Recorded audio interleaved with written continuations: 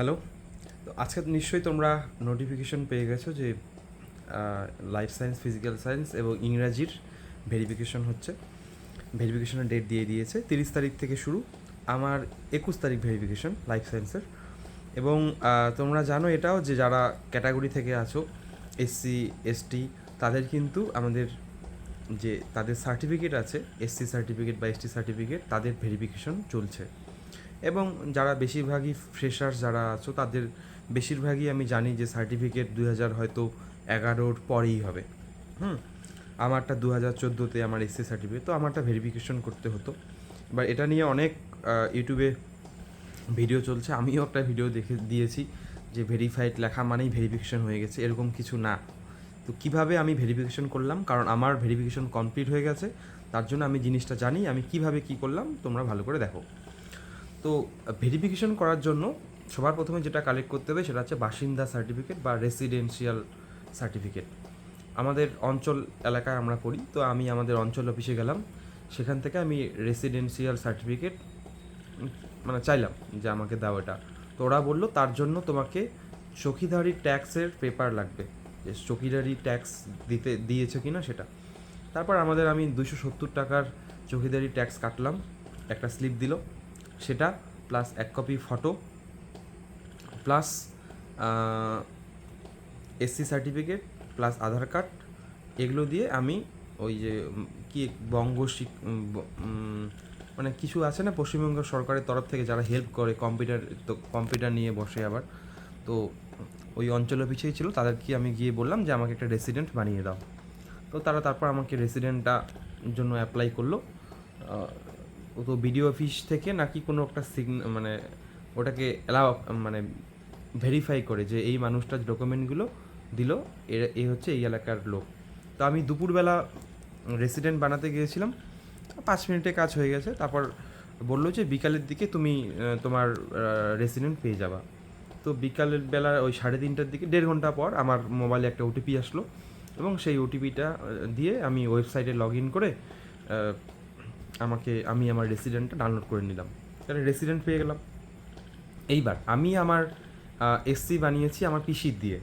এবার আমার পিসির যে এসসিটা, সেটা কিন্তু আবার 2011-র পরে, মানে 2012-র করা। তো সেটা দিয়ে আমি বিডিও অফিসে গিয়েছিলাম জমা দিতে, তো বললো যে তোমার এটা দিয়ে হবে না। তো আমার বাবার এসসি ছিল 1990-এ করা।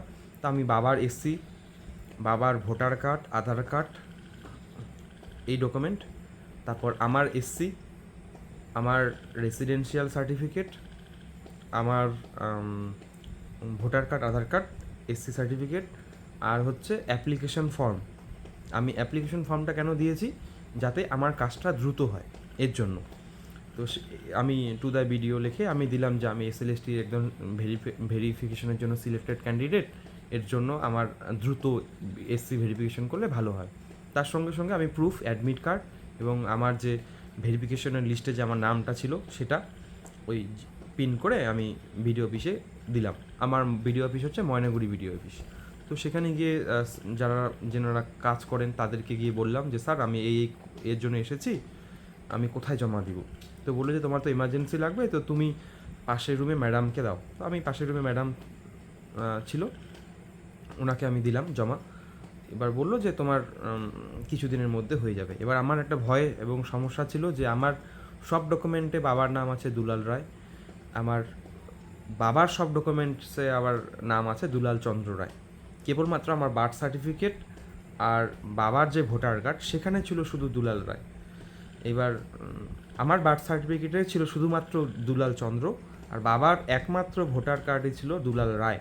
এটা নিয়ে আমার ভয় ছিল। তো ম্যাডামকে আমি বললাম যে এই চন্দ্র রায়ের জন্য কোনো সমস্যা হবে? বললো যে ভেরিফিকেশনও কোনো কিছু হবে না, বাট তুমি এভিডেভিট করে নিও তাড়াতাড়ি। তো আমি জমা দিলাম। তারপর ম্যাডামটা একটা আমাকে পাশের রুমে আবার পাঠালেন। উনি বললেন যে ভেরিফিকেশনের জন্য ইনকোয়ারি ফর্মটা নিয়ে আসো। পাশের রুমে স্যার আমাকে ইনকোয়ারি ফর্মটা ফিল আপ করে দিল। তারপর সেটা নিয়ে সব ডকুমেন্টগুলো ম্যাডামকে জমা দিলাম। তো বললো যে তুমি 1 সপ্তাহ পর এসে খবর নিও। তো আমি মঙ্গলবার জমা দিয়েছিলাম, পরের মঙ্গলবার আমি ময়নাগুড়ি বিডিও অফিসে গিয়ে খবর নিয়েছি, এবং তারা আমাকে সেই মঙ্গলবার বললো যে তোমার ইনকোয়ারি হয়ে গেছে, তোমারটা এবার এসডিওতে যাবে। তো এইচডিওতে তখন যায়নি, যাবে। তো আর বললো যে পরের এক সপ্তাহ পর তুমি খবর নিও। আমি আবার পরের মঙ্গলবার গেলাম খবর নিতে। তো বললো যে তোমারটা এইচডিওতে চলে গেছে, একটা রেফারেন্স নাম্বার দিল যে এত নাম্বার লিস্টে তোমার নামটা এবং কত তারিখে এইচডিওতে পাঠানো হয়েছে। বললো যে তুমি এইচডিওতে গিয়ে এবার খবর নাও। তারপর আমি এইচডিও অফিসে গেলাম। এইচডিও অফিসে গিয়ে বললাম যে আমার ময়নাগুড়ি থেকে আমার করানো এত ডেটে আমার ভেরিফিকেশানটি কমপ্লিট। তারপর ওনারা বান্ডেল থেকে খুঁজলেন এবং খুঁজে বললেন যে হ্যাঁ তোমার ভেরিফিকেশান হয়ে গেছে। তো এই ছিল টোটাল প্রসেস। তো আমার ভেরিফিকেশান কমপ্লিট, নতুন কোনো সার্টিফিকেট দেবে না এর জন্য। এইবার ওখানে এইচডি অফিস থেকে আমাকে বলা হলো যে তোমার যেহেতু ভেরিফিকেশন আছে তুমি সেন্ট্রাল ফরম্যাটে এসসিটা বানিয়ে নাও। তো আমি হয়তো সেন্ট্রাল ফরম্যাটের জন্য যে সমস্ত জিনিস লাগবে আমি ফটো তুলে নিয়ে আসছি। যদি কারো লাগে জানতে চাও তাহলে কমেন্ট সেকশনে জানিও। এই ছিল মেনলি ভেরিফিকেশন প্রসেস, এভাবেই আমি করেছি। এবার অন্যান্য মানে এর কাজ অনলাইনে কোনো কিছু হবে না, এর কাজ তোমাকে বিডিও অফিসে করতে হবে, তারপর এইচডি অফিসে গিয়ে চেক করতে হবে। এটা হচ্ছে মেন। ঠিক আছে, থ্যাংক ইউ।